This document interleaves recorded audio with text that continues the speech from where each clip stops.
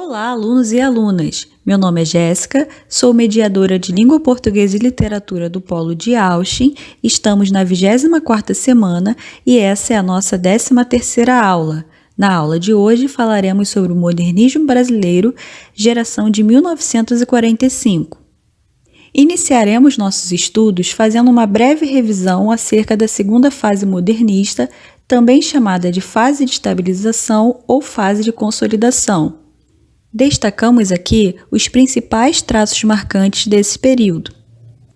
Primeiramente, vamos lembrar que os autores desta época resgataram alguns procedimentos tradicionais em suas obras, sem abandonar, porém, as conquistas da semana de 1922. É que eles entenderam que haviam superado a luta antipassadista da primeira fase, também chamada de fase heróica. Sendo assim, esses autores preocupavam-se com os problemas da existência humana diante da realidade presente. Eles problematizavam o estar no mundo, apresentando a realidade social e os efeitos dessa realidade na vida do homem. Tendo relembrado isto, seguiremos com um breve contexto histórico da geração de 45. Destacaremos aqui os principais acontecimentos desse período.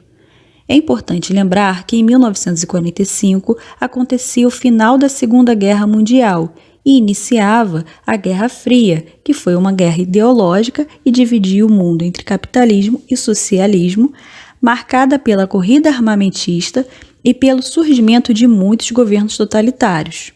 No Brasil, no ano de 1945, havia redemocratização com o fim do Estado Novo e a saída de Getúlio Vargas. Um fato relevante para nossos estudos consiste em lembrar que no ano de 1964 teve início a ditadura militar no Brasil. Daremos início agora à geração de 45, que foi composta por artistas interessados em uma nova forma de expressão literária e buscavam alcançar essa nova forma por meio da experimentação e inovações estéticas, nos temas e nas formas linguísticas. São destaque dessa fase os autores Ariano Suassuna, João Guimarães Rosa, Mário Quintana, Clarice Lispector e João Cabral de Melo Neto.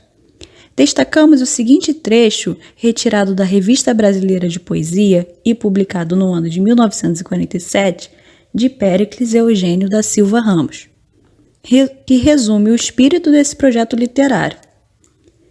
Não há obra de arte sem forma, e a beleza é um problema de técnica e de forma. O mesmo texto define a intenção de transformar o fazer poético, adotando como princípio a renovação estética. Sendo assim, vejamos as seguintes características predominantes da geração de 45 segundo Proença Filho: universalidade temática, tendência para o intelectualismo, acentuada preocupação existencial, maior apuro do verso com acentuada importância à palavra e ao ritmo, senso agudo de medida, consciência estética, volta à rima e aos métodos tradicionais ao lado de novas conquistas, tendência para um regionalismo universalista. Agora veremos na prática como essas características são encontradas nos escritores da geração de 45. Iniciaremos pela prosa, com João Guimarães Rosa, que nasceu em Minas Gerais, formou-se em medicina e é considerado um dos mais importantes prosadores do século XX. As principais características da sua produção literária consiste que seus textos têm uma forte presença de neologismo, ou seja, o uso de novas palavras, novas construções, arcaísmos, palavras que já existem na língua portuguesa, mas estão em desuso, e regionalismos, principalmente dos sertões de Minas e da Bahia. O autor também usa muitos recursos poéticos incorporados à prosa, como rimas, musicalidade, figuras de linguagem e ditados populares. Suas narrativas apresentam os grandes dramas humanos, como a dor, a morte, o ódio e o medo. Suas obras são marcadas pelo confronto de opostos, o arcaico e o moderno, o rural e o urbano, o oral e o escrito. algumas das suas principais obras, o romance Grande Sertão Veredas e o livro de contos Sagarana e Tutameia. Para que possamos entender melhor essa linguagem, vejamos um trecho da obra Grande Sertão Veredas. Nonada, tiros que o senhor ouviu foram de briga de homem não. Deus esteja, alvejei mira em árvore, no quintal, no baixo do córrego. Por meu acerto, todo dia isso faço, gosto, desde mal em minha mocidade. Daí vieram me chamar. Causa do bezerro, um bezerro branco, erroso, os olhos de nem ser, se viu, e com máscara de cachorro. Me disseram, eu não quis avistar. Mesmo que, por defeito como nasceu, arrebitado de beiços, esse figurava rindo feito pessoa. Cara de gente, cara de cão, determinaram. Era o demo, povo prascóvio, mataram. Dono dele nem sei quem for. Vieram emprestar minhas armas, cedi. Não tenho abusões. Esse trecho exemplifica como Guimarães Rosa inova tanto na estrutura, por o texto se tratar de um monólogo ininterrupto, sem divisões e capítulos, quanto na linguagem, visto que as falas das personagens são marcadas pelo regionalismo, nesse caso Sertão de Minas, e os neologismos, como a palavra nonada e a palavra prascóvio, que também pode ser entendida como ignorante. Para melhor entendimento quanto ao enredo, pode-se destacar que, nesse enredo, encontramos o confronto de opostos, como o amor e o ódio, o bem e o mal, vividos por Riobaldo, que é a personagem principal da obra. Os seus maiores tormentos é o amor que sente por um amigo, que no final da obra descobre que trata-se de uma amiga, e a dúvida da existência ou não do diabo. Bom, falaremos agora da autora Clarice Lispector, que nasceu na Ucrânia e veio para o Brasil ainda criança. Formou-se em direito, porém não exerceu a profissão. Foi uma notável escritora, representou o universo feminino em sua literatura densa e intimista. As principais características da sua produção literária consistem exatamente na sua prosa intimista, onde a análise psicológica da personagem é o que interessa, tornando assim um enredo secundário.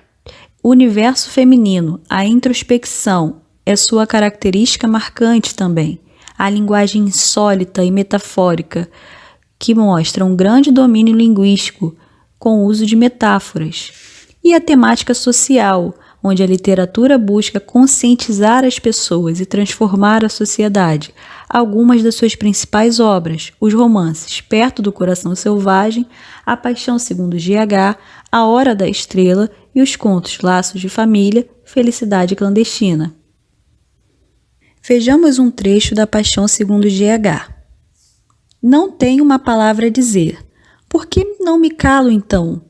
Mas se eu não forçar a palavra, a mudez me engolfará, para sempre em ondas. A palavra e a forma serão a tábua onde boiarei sobre vagalhões de mudez. Vou criar o que me aconteceu, só porque viver não é relatável, viver não é vivível. Terei que criar sobre a vida, e sem mentir. Criar sim, mentir não. Criar não é imaginação, é correr o grande risco de se ter a realidade. Entender é uma criação, meu único modo. Precisarei com esforço traduzir sinais de telégrafo, traduzir o desconhecido para uma língua que desconheço, e sem sequer entender para que valem os sinais. Falarei nessa linguagem sonâmbula, que se eu estivesse acordada, não seria linguagem. Bom, nesse fragmento ao lado, pode-se perceber algumas características marcantes da escrita de Clarice. São elas: a fala de modo intimista, ou seja, introspectiva, onde a narradora expõe suas emoções e sentimentos, uma prosa poética ou metafórica, que mostra uma linguagem sonâmbula, como a narradora define, que relativiza os limites entre prosa e poesia. E outro aspecto inovador da prosa de Clarice percebido nessa passagem é o fluxo de consciência, ou seja, a quebra dos limites espaço-temporais que tornam a obra verossímil. Esse fluxo de consciência cruza vários pontos dessa narrativa, sem se preocupar com uma lógica ou uma ordem da narrativa. Sua obra sempre revela um momento de epifania, ou seja, de revelação. Nesse caso, trata-se de uma mulher urbana que, por ter demitido a empregada, se vê obrigada a faxinar o quarto de serviço, quando encontra uma barata e começa a viver um processo de revelação ao esmagar o inseto. Passaremos agora para a poesia, e o primeiro poeta estudado será João Cabral de Melo Neto, que nasceu no Recife, tornou-se diplomata de carreira e é considerado o maior poeta da geração de 45. As principais características da sua produção literária podemos citar que ele foi um artesão das palavras, pois produzia de maneira engenhosa, com apuro e simetria. Com seu modo racional, conciso, dono de uma precisão invejável. Explorava, assim, o surrealismo da existência, mesclando a realidade com a fantasia. Trazia reflexão sobre o modo poético, que é tema recorrente em sua produção literária. Algumas das suas principais obras citaremos aqui: Psicologia da Composição, Duas Águas, contendo Morte e Vida Severina, Paisagens como Figura e Uma Faca Só Lâmina, A Educação pela Pedra e Museu de Tudo. Vejamos então o poema Engenheiro, de João Cabral. A luz, o sol, o ar livre envolvem o sonho do engenheiro. O engenheiro sonha coisas claras, superfícies, tênis, um copo de água, o lápis, o esquadro, o papel, o desenho, o projeto, o número. O engenheiro pensa o mundo justo, mundo que nenhum véu encobre. Em certas tardes, nós subíamos ao edifício, a cidade diária, como um jornal que todos liam. Ganhava um pulmão de cimento e vidro. A água, o vento, a claridade. De um lado, o rio. No alto, as nuvens. Situavam na natureza o edifício, crescendo de suas forças simples. Neste poema, pode-se perceber que os versos de João Cabral afastam-se da chamada poesia profunda, pois há uma certa geometrização e exatidão da linguagem poética, ou seja, uma tendência objetiva. Compara-se assim o poeta ao engenheiro de palavras, onde a linguagem torna-se o principal objeto de trabalho. Podemos perceber também que há uma estrutura na economia da linguagem e uma tendência à substantivação das palavras. Sendo assim, João Cabral trilhou caminhos próprios e seguiu o exemplo de traços da poesia de Drummond e Murilo Mendes, tais como a poesia substantivada, a objetividade e a precisão de vocabulário. Falaremos agora sobre o Mário Quintana, um dos principais poetas do Rio Grande do Sul. Algumas das principais características na sua produção literária trata-se que ele foi um grande articulador das palavras. Tratava ora de forma lírica, ora de forma irônica, para falar de si e do homem em geral. Usava, na maioria das vezes, uma linguagem coloquial nas suas crônicas poéticas, talvez por isso tenha se tornado tão popular. Era místico, filósofo, saudosista, religioso, profano e admirador da infância. Algumas das suas principais obras citaremos aqui: A Rua dos Cataventos, Apontamentos de História Sobrenatural, Prosa e Verso, Esconderijos do Tempo, Da Preguiça como Método de Trabalho. Vejamos um de seus poemas. 666. A vida é uns deveres que nós trouxemos para fazer em casa. Quando se vê, já são 6 horas. Há tempo. Quando se vê, já é sexta-feira. Quando se vê, passaram 60 anos. Agora é tarde demais para ser reprovado. E se me dessem um dia uma outra oportunidade, eu nem olhava o relógio. Seguia sempre em frente. Eu iria jogando pelo caminho a casca dourada e inútil das horas. Podemos perceber nesta obra que o poeta apresenta textos carregados de reflexão sobre a vida, sobre a passagem do tempo e a velhice, consubstanciada na analogia. a casca dourada e inútil das horas. Quanto à construção, não podemos deixar de falar sobre a anáfora, que é uma figura de construção que consiste na repetição de uma ou mais palavras no início de um verso. Nesse caso, foi os termos quando se vê, que contribui para essa construção de ideia de que o tempo passa de forma imperceptível. Esse texto é construído por uma linguagem simples, por versos livres e brancos, ou seja, não obedece a um padrão de métrica, tampouco à presença de rimas. Passamos pela prosa e poesia da geração de 45. Não podemos deixar de falar sobre o teatro da terceira geração. Citaremos 3 importantes nomes. São eles Nelson Rodrigues, reficense, e foi um dos maiores dramaturgos do Brasil. Algumas obras: Vestido de Noiva, Álbum de Família, Bonitinha Mas Ordinária. Ariano Suassuna, o paraibano, que foi um defensor da cultura do Nordeste, algumas das suas obras: Alto da Compadecida, O Santo e a Porca, A Pena e a Lei. E o baiano Alfredo de Freitas Dias Gomes, que foi um grande escritor de telenovelas, minisséries, seriados e peças teatrais. Algumas obras: O Pagador de Promessas, Meu Reino por um Cavalo e a telenovela de sucesso Roque Santeiro.